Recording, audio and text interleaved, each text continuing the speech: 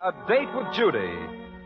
Ladies and gentlemen, we have a very special treat for you this evening. Here to keep his date with Judy is the celebrated motion picture star, Charles Boyer.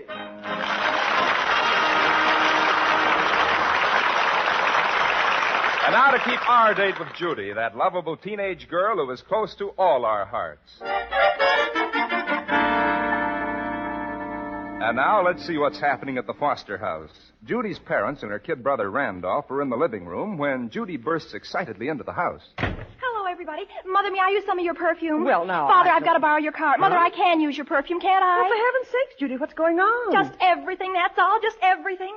Oh, if this were only evening instead of day, I could wear a long, slinky black evening gown if I had one. But on account of its day... Now, wait a minute, young lady. Calm down. I'd like to know I wonder if I ought to wear my false eyelashes. Huh? Of course, he's the type who, on account of his knowledge of makeup and everything, would know they were false. But still, eyelashes would be so nice to have on to flutter up and down at him. Flutter up and down at who? Why, Charles Boyer, of course. Ask a silly question, you get a silly answer.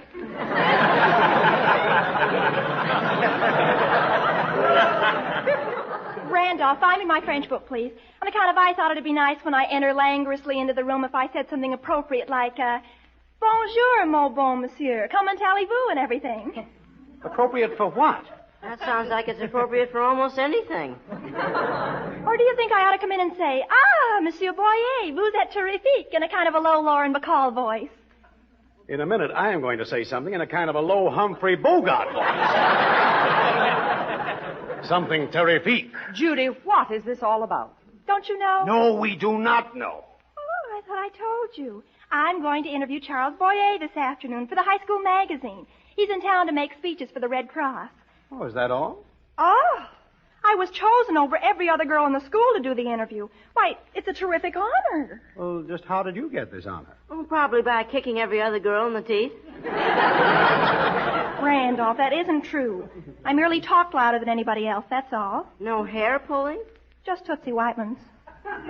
Well, she'll look better without those bangs of hers anyhow. Oh, Randolph, I didn't actually pull her hair physically, just mentally. Tell us the truth. Is she totally bald? Randolph. Oh, isn't it wonderful that I've had 2 semesters of French? What if I'd taken Spanish instead?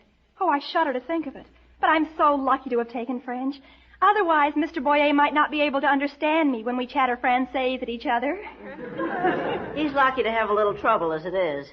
Well, I've got to hurry and get ready. I want to put it right down in my date book.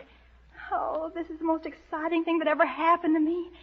Just imagine me, Judy Foster, going to be face to face with the great Charles Boyer in less than an hour. I can hardly believe it. In less than an hour? Well, then will you tell me why you have to put it down in your date book? Oh, Father, don't you understand? When I'm old and gray, I'll always be able to look back in my date book and say, well, I had a date with Charles Boyer. Yeah, well, that'll be nice. Well, I think I will wear my eyelashes. They're so luxurious. If they're as luxurious as the last time you had them on, Mr. Boyer won't be able to see your face through the foliage.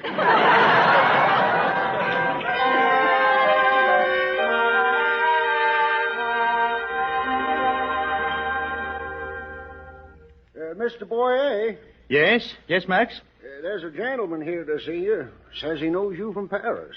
From Paris? Really? Who is he? Oh, he just says he knows you. He was the proprietor at the theater, the prompter at the theater where you used to act. The prompter? Oh, Dubois, Jacques Dubois. Show him in, please, Max. Right away. This way, sir. Merci. Monsieur Boyer, Monsieur Boyer. Oh, Jacques, mon vieux, que c'est bon de vous voir. Oh, et moi aussi. Oh, mon ami, mais non. We must speak in English. This is America. Yes, this is America. How on earth did you get here? Ah, mon vieux, it is a long story. I escaped from France 3 days before the Nazis arrived. Just 3 short days. Oh, I'm so glad. Jacques, you don't know how it does my heart good to look at you. But what are you doing here? I mean, here, in this town. Oh, I am a war worker. Clack, clack, clack, clack, clack. I push the object like a gun at the factory. I am a riveter. A riveter? Oui. And what has become of the place crepes over which you used to shake your head sadly? No, Monsieur Boyer, no. You have forgotten your lines. Those were beautiful days, were they not? Beautiful. I was so cruel when you would make the mistake. Monsieur Boyer, I would say so sharply. You have made the fluff. The line she does not read as you have said. Not at all as you have said. Oh, and always you were so kind to me, so very, very kind. Well, you were the best prompter in all France. Oh, Monsieur Boyer. And now you are the best riveter in all America? Modestly, I must say so, yes. You are an angel of a man, Jacques. An angel of a man. You know, when I saw in the newspaper this morning, Monsieur Charles Boyer will be here to speak for the Red Cross, I said to myself, Jacques, you will go to see Mr. Boyer. You will display yourself to him at once and let him hear your beautiful English that you have learned since coming to America. She is beautiful, my English, is she not? Amazing. I've heard nothing like it in all America. Oh, thank you. You are always so good to me, so very kind. Tell me, how is little Nanette? Oh, Nanette. Oh, she is wonderful. But she is now a young lady. Nanette? Grown up? Oh, the little baby I bounced up and down on my knee when I came to your house for supper after the play. Remember how you cooked the supper? You were the greatest cook in all France. Oh, now Nanette has superseded me. She's still a greater cook. What? Your baby? She's old enough to cook? Oh, yes. What? How long ago was it since I came to your house? Oh, a long time. I remember I would wake the baby, no matter what the hour. She would open her eyes, always laughing. I would say, Uncle Charles is here. Yes, and she would run to me, and I would pick her up in my arms, and she would laugh, and it was like music. Oh, she was a beautiful child, Jack. Yes. Even then you would say, this baby, she has the talent. She will be a great actress someday. And it is so. She's an actress? Well, no, but she is a singer. Oh, she has the voice from heaven. Really? Opera, she knows them all. A golden soprano. Someday there will be those who will listen. Someday. But she is still very young. She's just 16. Jacques, if I could do something for her, I mean, perhaps with my little influence... Oh, no, Monsieur Boyer, I do not come to ask the favor. Oh, I know that. But still, send her to me. I would like to see the little Nanette, now a young lady. Oh, very well, I will. I will send her to see you this afternoon. I will say, Charles Boyer, the great cinema star, would like to see you. No, you say, Uncle Charles, your old friend, would like to see you. Very well, I will.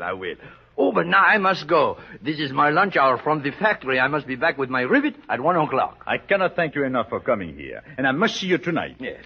Come to the Civic Auditorium, where I will speak for the Red Cross. I will be there. Au revoir. Au revoir, Jacques. Oh, Max. Yes, sir? There will be a young lady who will come to see me here this afternoon. Please admit her. I'm most anxious to see her. Yes, sir.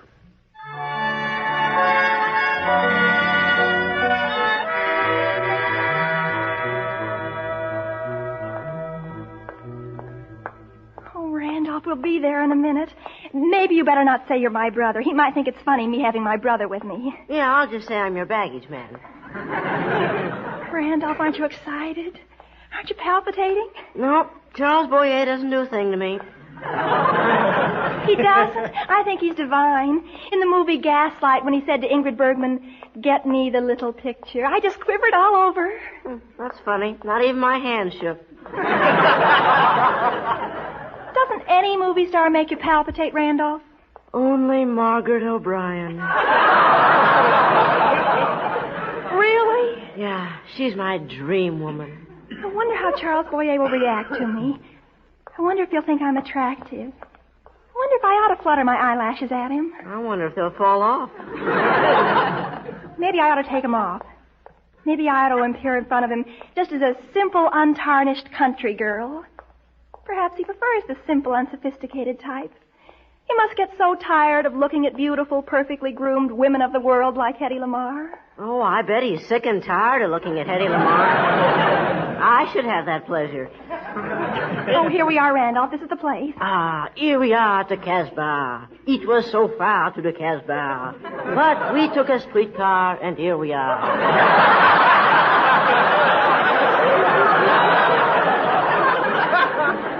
Oh, Randolph, I'm nervous enough as it is. Well, take off your eyelashes and let's go.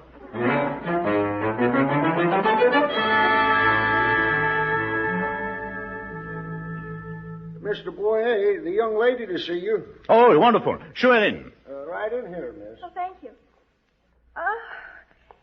You, Mr. Boyer? Yes, it is I. I mean, c'est vous, Monsieur Boyer. Oh, it's so good of you to come to see me, mon petit chou. Who, me? I'm so happy you are here. Jeepers, you are? Come here when I can look at you more closely. It's a good thing you took those eyelashes off.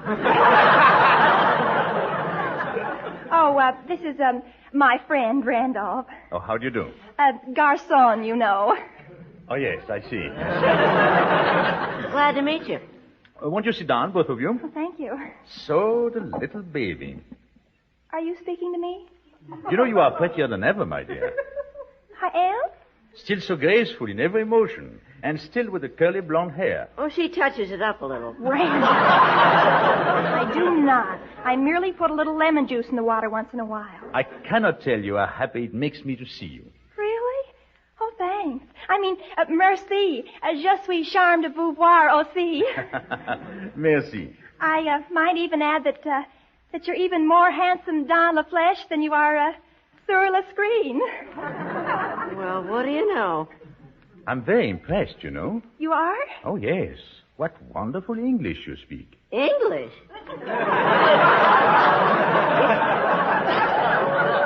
Yes, you are really an American now, my dear. Yes, I know. I guess I'll try Spanish next semester. Oh, yes. Yes, indeed. To be a linguist is necessary in your career. Oh, you're absolutely right. Now, here I am talking to a Frenchman, and sometime I may interview an Italian or a Latin or almost anybody. Well, language is so important if you hope for the Metropolitan. The Metropolitan? I heard you are a wonderful singer. You did? With a voice from heaven. Oh, my goodness. When I sang at the sororities Jitterbug Jamboree, everybody said I sang beautifully, but I had no idea that people would go around talking about it. You see, your reputation has preceded you. Well, that's wonderful. I've been thinking. Tonight at the auditorium, I will speak for the Red Cross, as you may know. Yes, I do. I think it's marvelous all you've done for the cause, all the money you've raised and everything. Oh, well, it's a small thing to do for such an important cause. But I was about to say, there will be entertainment tonight. Music, little acts performed. And what I've been thinking is that I will speak to the man in charge, and perhaps he may find a little place for you on the program. You mean you want me to sing? Why not? Well, personally, I could think of a few good reasons. Quiet, Randolph. Oh, Mr. Boyer, I just love to sing tonight. I'd be just... Oh, I think it's just simply ecstatic. So American. It's remarkable. What would you like me to sing, Mr. Boyer? Oh, you shall choose yourself. A bit of Lucia de la Murmure, perhaps? Perhaps, but probably no. Lucia de... Well, I don't know. Mignon, perhaps. Or La Vie de Bohème. How about accentuate the positive? Well, I'll leave the selection to you. Yes, I think that would be the best idea. By the way, you have an arrangement, of course. An arrangement? Well, that I may give the orchestra. Oh, yes, I'm sure I could bring an arrangement. Good. In fact, you could bring the orchestra. Yes, would you like me to do that? I'm sure Oogie Pringle and his high school hot licks would be glad to come. Oogie Pringle. Oogie? Yes. He's a terribly bon ami of mine. Oh, I see. Well, suppose we trust the orchestra we have. All right. If it can trust Judy, we can trust it. How shall I introduce you? Introduce me? Why, it's Miss Judy Foster. Judy? Oh, you use that as your professional name. Why, yes, I do. She uses it for a lot of things. Good. Well, now everything's settled? Oh, yes. You're happy? Delirious. You know, well, this is just about, the last thing I expected. What is? You asking me all these questions. I came here to interview you, and now here you are practically interviewing me.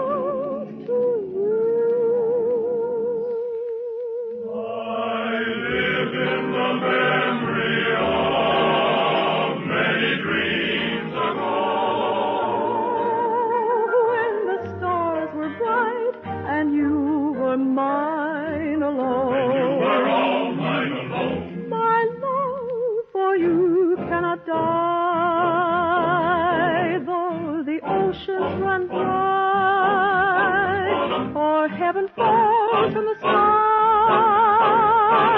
you are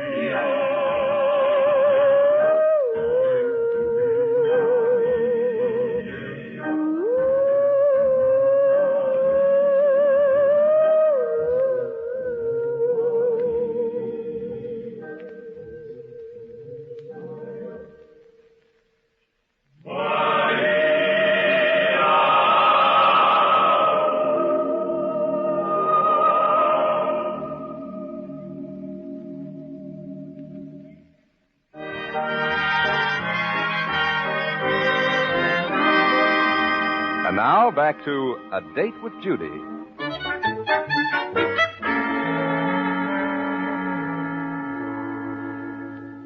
I'd like to see Mr. Boyer, please. Did you have an appointment? Not exactly an appointment, but I was told I could see him this afternoon. Oh, I'm sorry. He has a very strenuous schedule. He's made 2 speeches already today. Got 4 more to go. Oh, I quite understand. You see, so many girls want to see him, and he's so obliging. Well, he just tries to see everyone. And he would, if I didn't try and protect him from his admirers. Naturally. He'd be sore if he knew I was protecting him, but, well, what he doesn't know won't hurt him. Right? Yes? He spent half an hour with one young lady this morning. She was someone he knew from France. He'd never get a moment to himself if I didn't turn some people away. I understand perfectly. Tell you what, you come back tomorrow, maybe. He'll still be in town until noon. I'll do that. Thank you so much. Goodbye. Girls, girls, girls. Wish I was a movie star.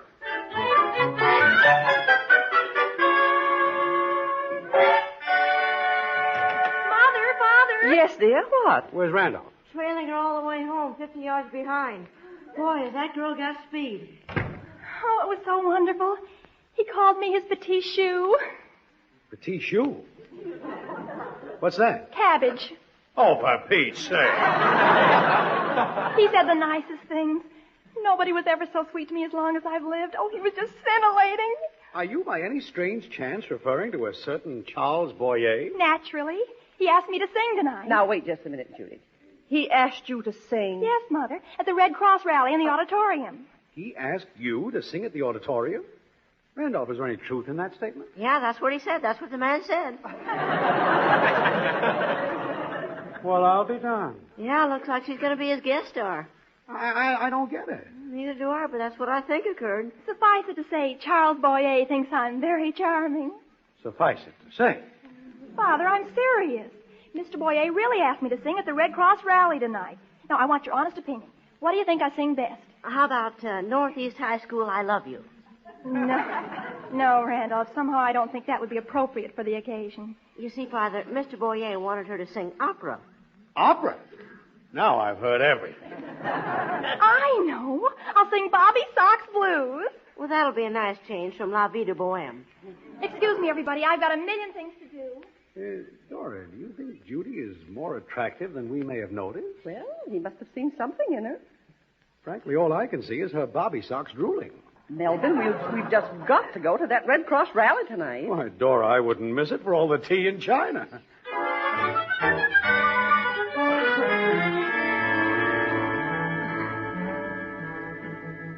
So give as much as you can, every dollar and every penny you can.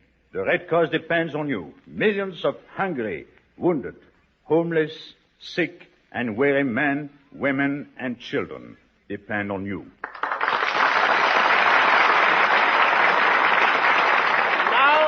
Now I am very happy to introduce to you a little French girl I knew. She is neither old nor a veteran of the Metropolitan, but she has a magnificent operatic voice, and she is Parisian. Here she is, Miss Judy Foster. Merci beaucoup and everything, Monsieur Boyer.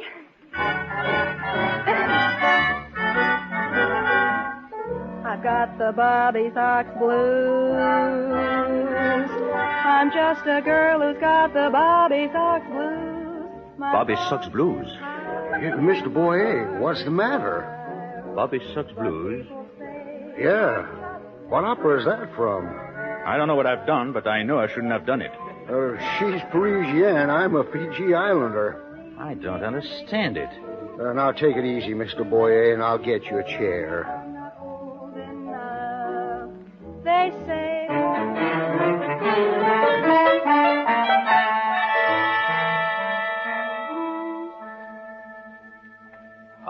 Oh, it was a fine program, Charles. Oh, Jacques. I have been watching it from the other side of the stage. Oh, I'm so glad you're here. We'll get away and have a bite to eat together. Oh, yes, and we will talk, huh? Yes, we will talk. Your daughter sang very well tonight, I thought, Jack. My daughter? She's a very pretty girl. My daughter did not sing tonight. Your daughter did not sing? No, she has been here with me. Nanette, come here. Oui, Papa. This is my daughter. Oh, Jacques, what have I done? I'm very happy to see you again, Uncle Charles, after so many years. Oh, Nanette, my dear. Oh, Jacques, I've made the most unforgivable mistake. Oh, Mr. Boyer, did I sing all right? Was it all right? Yes, oh, it was lovely, Judy. A little on the unexpected side, but very nice. Oh, hello, Nanette. How are you? Hello, Judy. You two know each other? Oh, yes. We're in the same class in high school. I think Nanette's wonderful. Oh, Judy. Well, you are. She's at the top of the class in studies, Mr. Boyer, and she works afternoons in a bookshop, and at night she studies music. I don't know how she does it all. Oh, Judy, you make it sound so difficult. And it isn't. Jacques, to tell you the truth, I thought Judy was your daughter.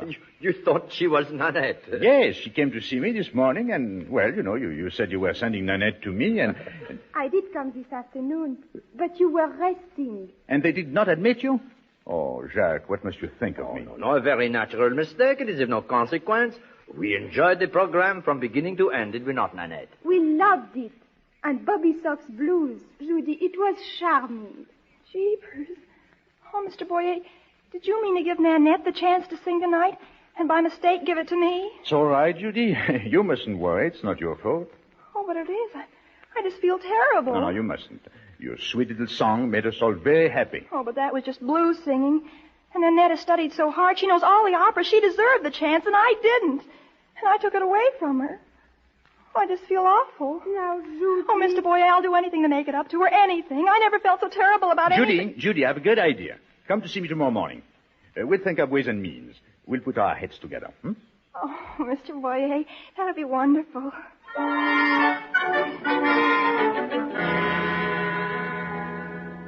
Judy, it's getting awfully late. You better go to bed now, dear. No, wait a minute. Let her stay and study a little longer, Dora. I want her to keep at that French.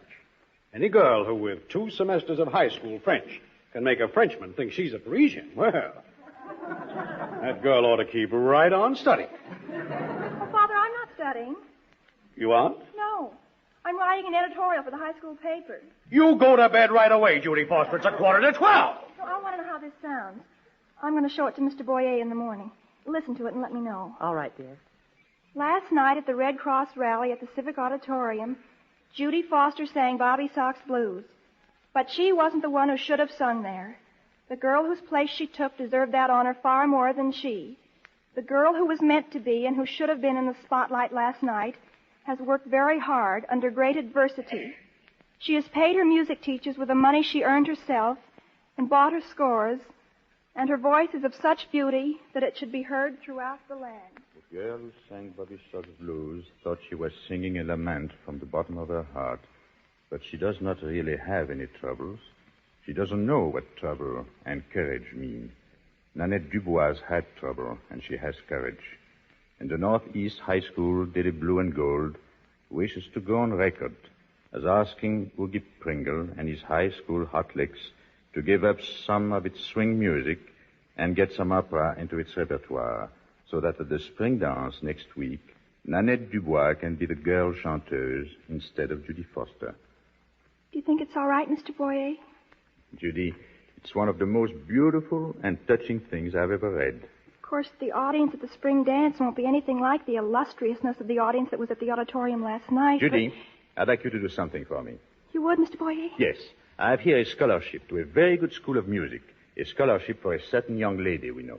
For Nanette? How did you get it? Oh, it was none of my doing. The head of the school had already heard Nanette sing, and it took very little persuasion on my part. Oh, Mr. Boyer, that's wonderful. Nanette'll be thrilled to pieces. I can't wait until you tell her. Oh, I want you to be the one to tell her. Me? Yes. You are such a very nice little girl, Judy. You certainly deserve the pleasure.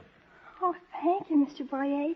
I'll do it charmingly. I'm sure you will. Oh, Judy, will you do me a favor, please? Oh, anything, Mr. Boyer. Well, would you teach me the words of the Bobby Sox blues?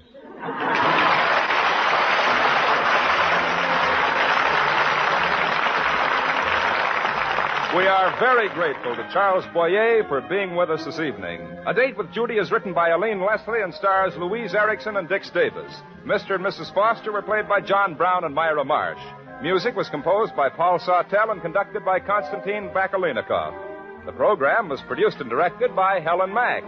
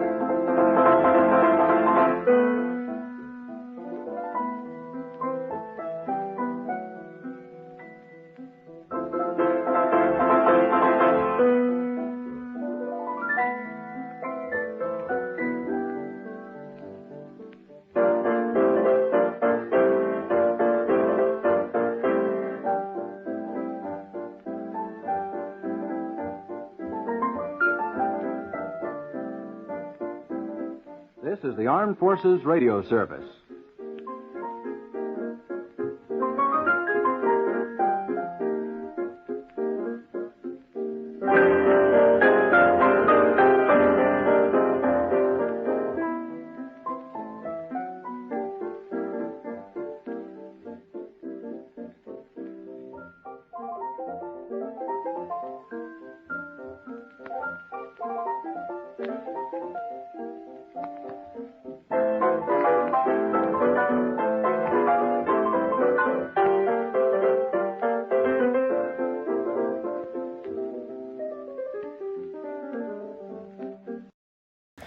All right, that concludes the first episode of the night. I hope you all liked it, and take your 5-minute break, and we'll be back then. Yeah.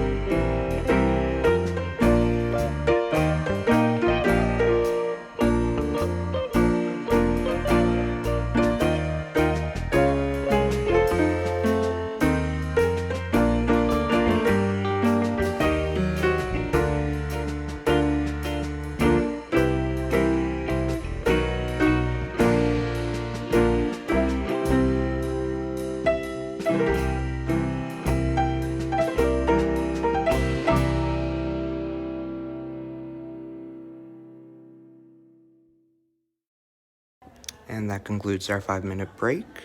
I hope you liked the music, and let's get to episode 2 of the night. Yay, woo.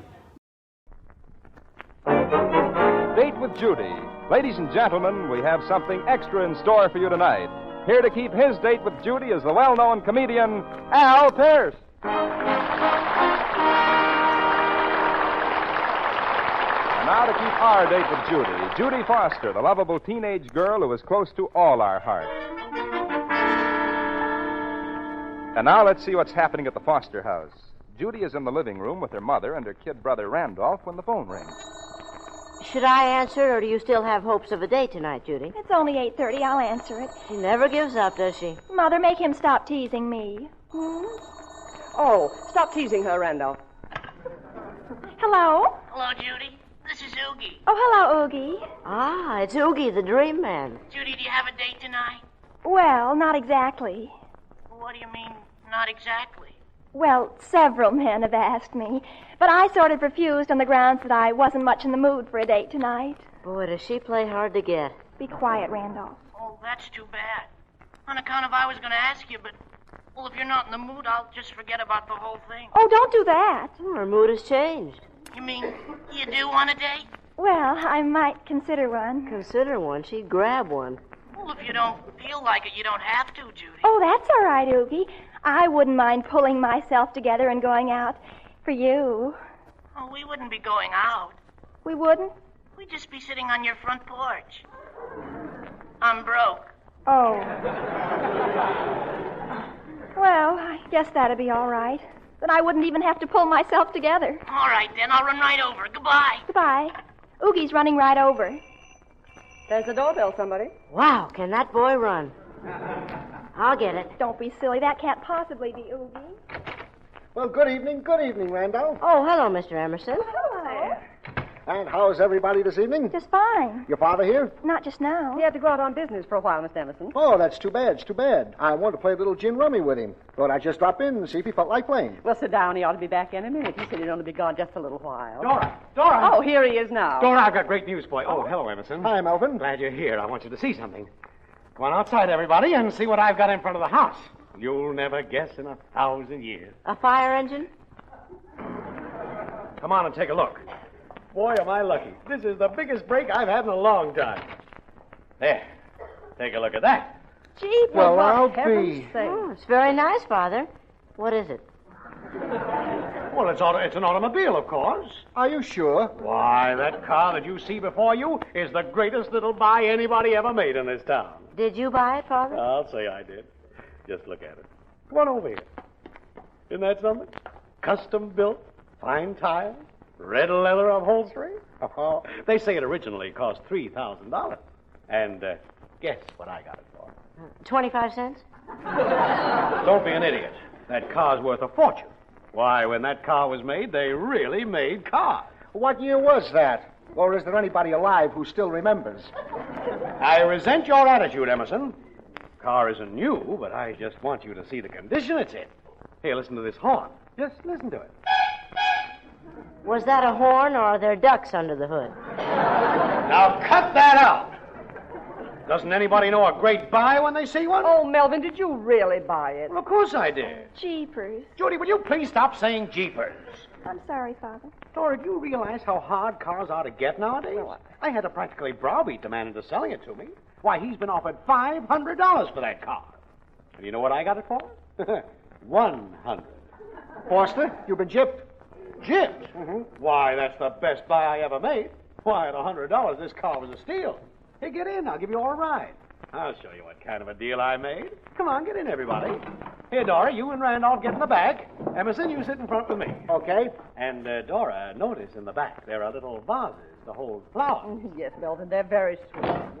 If this car rides like I think it's going to ride, we'll need flowers. Is that so? Well, I'll show you.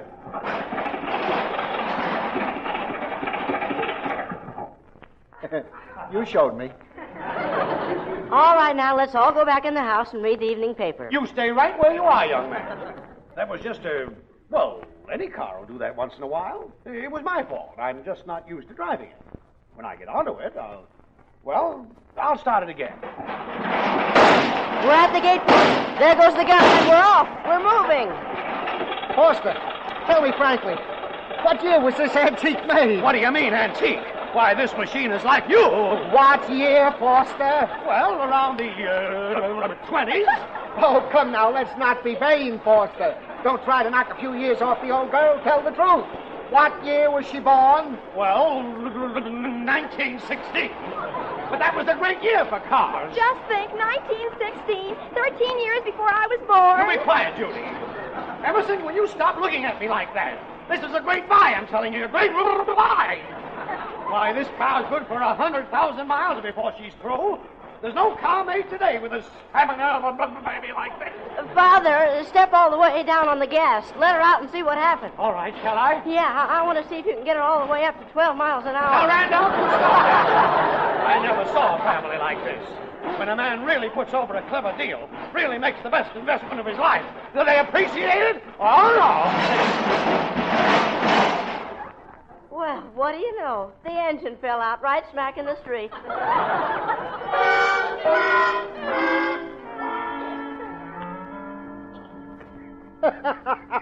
Best investment of your life. Good for 100,000 miles. You keep quiet, Emerson. Funniest thing I ever heard of. He owns the car 10 minutes and the engine falls out. Wait till I tell the boys. You say one word to the boys and I'll knock your block off. Father, could you and Mr. Emerson go outside and fight?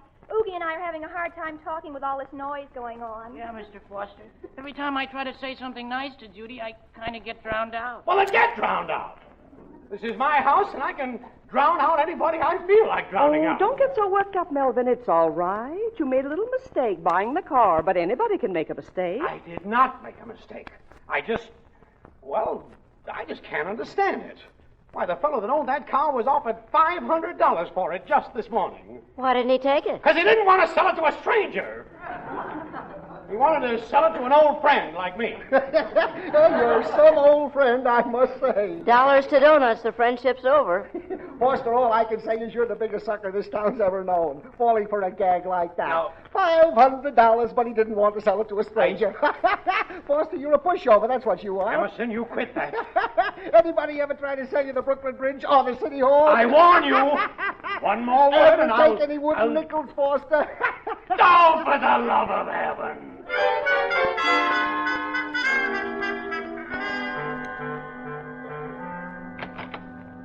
Good morning, Miss Williams. Morning, Miss Emerson. There's somebody in your office waiting to see you. That's so. Well, I'll go right in. Al Pierce, why, you old goat, you. Well, how are you feeling, Emerson? Great. What are you doing in town? Well, we're playing a camp show near here, so I thought I'd run in and see you. Well, I'd never forgiven you if you hadn't. Gosh, it's great to see you, Al. Great, after all these years. Say, it has been a long time, hasn't it? Mm-hmm. Say, you remember when we used to go fishing together? We were so poor we had to share the same pole. This district brings back my old boyhood to me. I never miss it. Pass it up. Yes, sir. And say, what about the time you got caught swiping old man Perkins' watermelons? Brother, what a character you were. And speaking of characters, that one you play on the radio, Elmer Blurt, the low-pressure salesman, always knocking on doors. Oh, man, that must be fun. Yeah, but it's sure hard on the knuckles, Emerson. Yeah. But don't you ever run out of ideas about what to sell next? Well, not yet, but, I've tried selling nearly everything except the Brooklyn Bridge. well, you ought to try that. It might be... Uh-oh. Huh? Wait a minute. What? Al, I've got a great idea. Hmm? Say, how would you like to help me out with a rib? Well, if it's got any meat on it, count me in. Oh, no. Look, I mean a practical joke. Al, you've just got to do this for me. Listen, there's a friend of mine named Foster. Mm-hmm. He's the biggest darn sucker for a good sales talk you ever heard. Mm. He bought a 30-year-old jalopy yesterday. Funniest thing you ever saw, and he thought he was getting the buy of a century. Now, look, Al, all you've got to do is you go over and see... No, not me, Emerson, really. Oh, come on now, Al. I won't take no for an answer. Now, come on. But, Emerson, you know how practical jokes are. Sometimes they backfire. Oh, now, stop worrying. Think of the opportunity I've got. An actor like you in town and Foster just right for the kill. Oh, man, what a setup, Al. Al, you've just got to do it. Well, Emerson, for an old pal like you, I'll do it. But I hope we don't get in any trouble over it. Not a chance.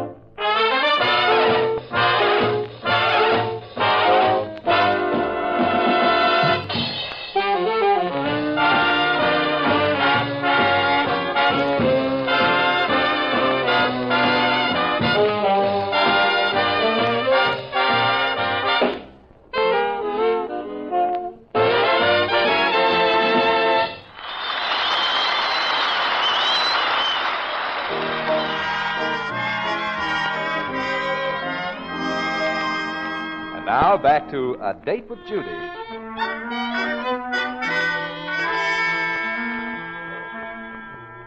Really, Oogie? For Pete's sake, Judy, get off that phone. In just a minute, Father. I'm talking to Oogie. Hello, Oogie. I'm still here. She's lucky to be there for the rest of the night. Oh, rats. But, Oogie, I do have a date tomorrow night. Now, if you could switch the basketball game to tonight, maybe I could go with you. Well, I don't see why they can't play tonight instead of tomorrow night. Judy, I would like to use that phone. Are you going to call Mr. Warren again about the car? Yes, I'm going to call Mr. Warren again about the car. Melvin, you know he's not going to take it back. No, if he refused the last 100 times Father asked him, he's not going to change his mind now. I'm going to sue him. That's what I'm going to do. I'm going to sue him. Well, Oogie, maybe I could switch my tomorrow night's date to tonight, and then I could work you in tomorrow night. I wish I could work in a telephone call around here. That's what I wish. Just one little telephone call. That's all I ask.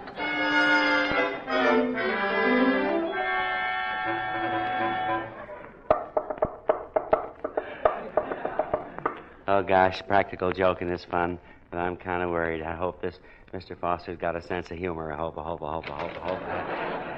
Yes? What can I do for you? How'd you do, mister? Blurt's the name, Elmer Blurt.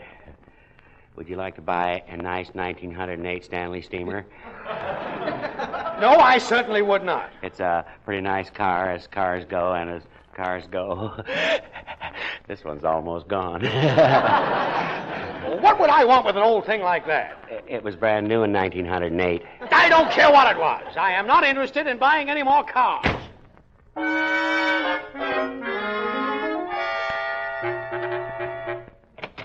How'd you do, mister? Would you be interested in a fine second-hand tractor, good condition? A tractor? Yeah. It's no good for speeding, but for plowing or seeding, it's just what you're needing, boy. Am I pleading? No!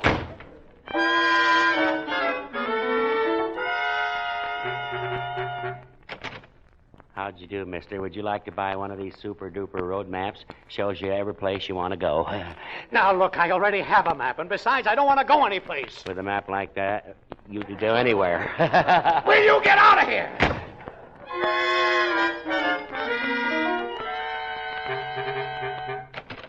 How'd you do, mister? I bet you'd like to buy a second-hand milking machine. A milking machine? Are you crazy? I haven't got any cows.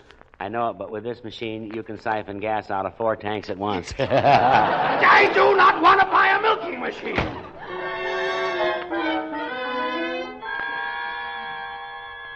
Dora, will you please tell me, why am I being persecuted this way? Well, Melvin, I guess it got around town about your buying Mr. Warren's car. Now, you can just expect a lot of people to try to unload their old wrecks on you. That car was not an old wreck. It was in fine condition. It was just that, well, the engine was a little loose. A little loose. Just fell out kerplunk in the street, that's all. Randolph! Dora, will you tell that son of yours if he twits me any more about this thing, I'm going to turn him over my knee, big as he is. Randolph, if you twit your father any more about this thing, he's going to turn you over his knee, big as you are. Message received and noted. Roger.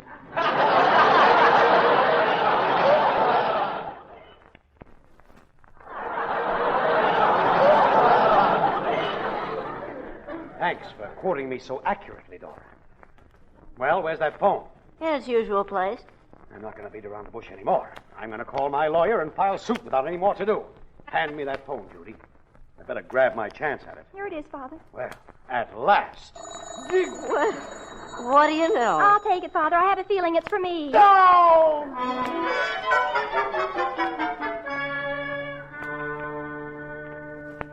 Al, you're doing a swell job.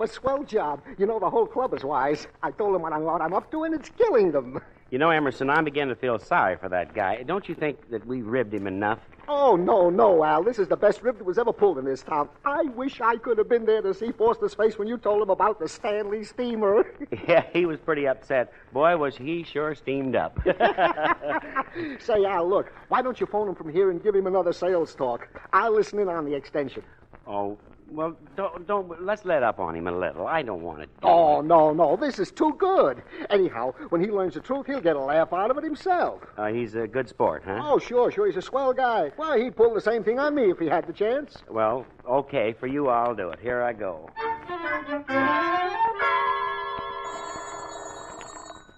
Hello? How'd you do, mister? Would you like to buy a piano? Don't tell me it's you again.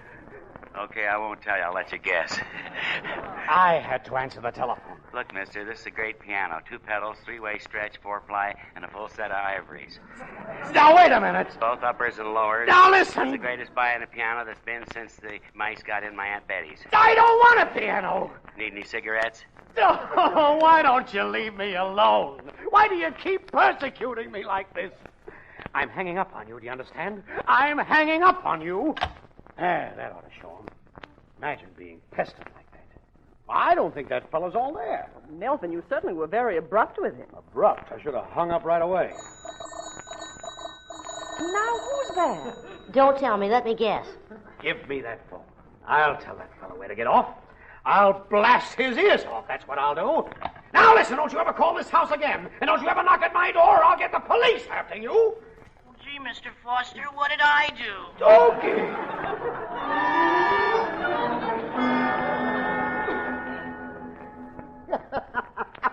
Oh, gosh, that was funny when Foster said, "Why do you keep on persecuting me like this?" Yeah, well, I know this is okay for you, but I think we better lay off now. After all, enough is enough. Oh, no. I've got a great idea. Al, you just can't let me down now. You just can't do it. There's just this one more little thing. Now, this is all you have to do.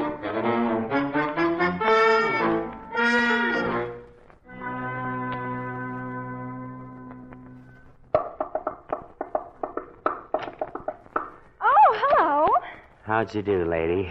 Just open the door a little wider, please. I want to bring my motorcycle in.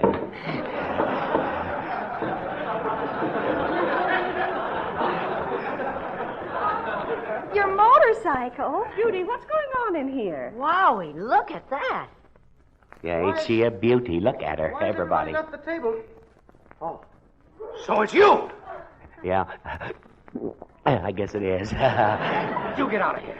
Get out before I take you by the heels and tie you in a bow knot. Yeah, but I brought this motorcycle over and thought you might want to buy it.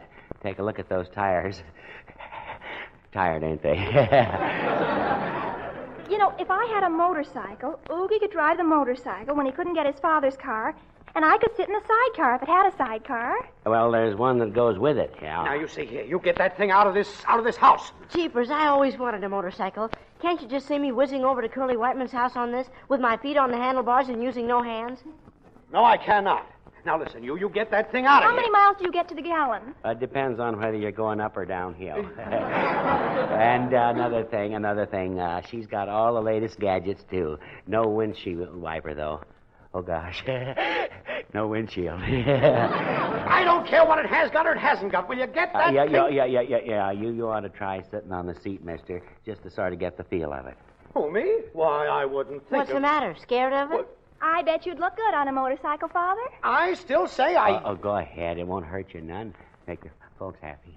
Well, I might try it just for a minute. Yeah. Feels pretty good, doesn't it? Like sitting on a cloud, ain't it? Not quite. You know, Dora, I used to have one of these things. You did, dear? Yeah. I bought it when I was only 18. Yeah. What's more, the first time I got on it, I rode it right off the bat. Bet you could ride it right off the same bat this minute. Or right off a bridge. Well, no, not a motorcycle. Oh, that's too bad. I kind of hate to see you be like that. Sort of a chance of a lifetime for you. Only $50. No, I'm not a bit interested. I wouldn't. Did you say $50? Oh, Father, are you going to buy it? Are you really? Melvin, remember the automobile? Please, Father, think of all the gas it would save. Well, let me think a minute. Got my fingers crossed. Well, as long as you all insist, I'll buy it. Oh, happy me. That did it. That's sure swell, mister. Yeah, but I want that sidecar that goes with it. Okay, I'll take the motorcycle and go right down and have it put on. Gee, Father, I think you're wonderful. And I think you're adorable. I think you're crazy.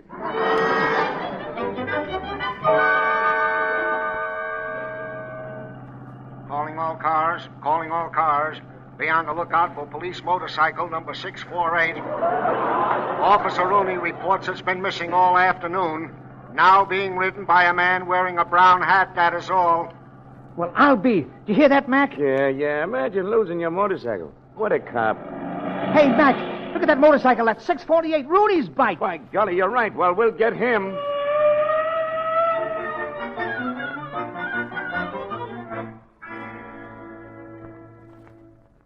But I tell you, Judge, it's all a mistake. I'll say it is, and you're the one who made it, young fellow. But I tell you, look, I'm Al Pierce, and I'm playing a camp show here. Oh, you don't say. Pretty serious offense, stealing a cop's bike. Yeah, but, Judge... The charge is illegal possession of public property, resisting arrest, and, well, here, catch this. It's the whole book. Now, look, if you'll just... I've got it. You phone Ed Emerson. He'll identify me and explain this whole silly thing. Ed Emerson, eh? Well, if you're trying to bluff me, young man, we'll soon find out. Officer, pick up Ed Emerson and ask him to come over.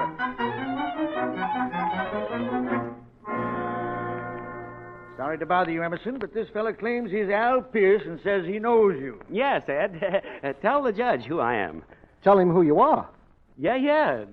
Go on, tell him. I'm sorry. I've never seen you before in my life. What? Why, you double-crossing so-and-so. All right. I know what to do. Judge, look, will you have Mr. Melvin Foster come down here? Yeah, that's the fella. He can explain everything. Well, all right, but you better not be bluffing this time. Officer, pick up Melvin Foster.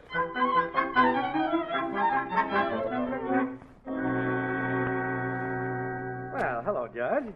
Did you send for me? Oh, Mr. Foster, am I sure glad to see you. Oh, it's you, huh? Where's my motorcycle? Well, now... Your motorcycle? Well, certainly. I bought it from this salesman not an hour ago. Oh, so you bought it, eh, Foster? Well, of course I did. I guess old Melvin Foster knows a good buy when he sees one. Well, this throws a different light on things. Buying stolen property is serious business. Stolen property? Oh, wait. Just wait till the boys hear about this. Emerson, what are you doing here? Uh-huh. Don't tell me. I see it all now. So this was your work, was it? Oh, come now. Why, it was all in fun, Foster, all in fun. You see, Judge, knowing how gullible Foster is, well, the boys and I got together and we figured out that with Al Pierce in town, why, we could just sort of... then this really is Al Pierce. Oh, of course. Why, certainly. I hope you'll accept my apology, Mr. Pierce. Well, that's all right, Judge. So, it was all a rib, huh? Just to see how big a sucker I could be. Is that it? Why, of course, Foster, of course. No hard feelings, I hope. Oh, no. Of course not. After all, what's life without its little jokes? Yeah, what's life without its jokes? Well, now that everything's all cleared up, what do you say? Let's be going, fellows. Just a minute, Emerson. Not you. Huh? There's a little matter of appropriating public property that you'd better explain. What? Yeah, but Judge, don't you see? It was all a gag. I was going to bring the motorcycle right back. Very interesting. Now, would you like to call your attorney? Well, of course. No, I can't. He's out of town till tomorrow. Well, then you'll have to be our guest until he gets back. Who, me? You mean in jail? Overnight? Well, Emerson, who's the sucker now? Now, Foster, just you wait a minute. You just... Brother, how things can turn out. Now, look here, Foster. Get stuck with the Brooklyn Bridge, Emerson? Or the City Hall? You cut that out, Foster. Cut it out, I say. Come on now, let's go home and have dinner. Dora has a steak with the juice just oozing out of it. Al, you can help me. You can do something about this. Well, I'm sorry, Mr. Emerson. I never saw you before in my life. Oh, you know me, Al. Yeah. Sure do. And I sure do hope you'll sleep well tonight. I hope.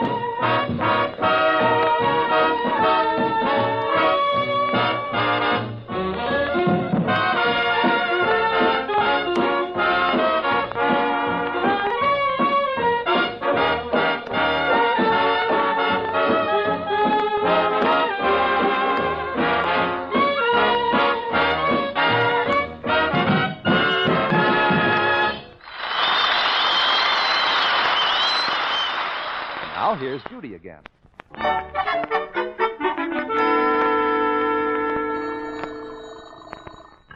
Hello? Judy, this is Oogie. Say, you know that old automobile your father sold my father? Yes. Oh, jeepers. Did something awful happen? Did something terrible happen? No. It goes like $1 million. We think it's snazzy.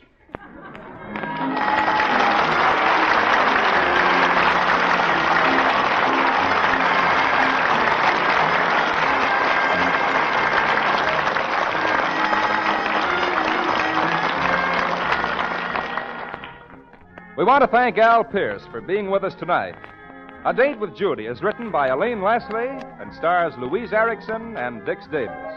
Mr. and Mrs. Foster were played by John Brown and Myra Marsh. Music was composed by Paul Sawtell and conducted by Konstantin Bakalinikov. The program was produced and directed by Helen Magg. This is the Armed Forces Radio Service.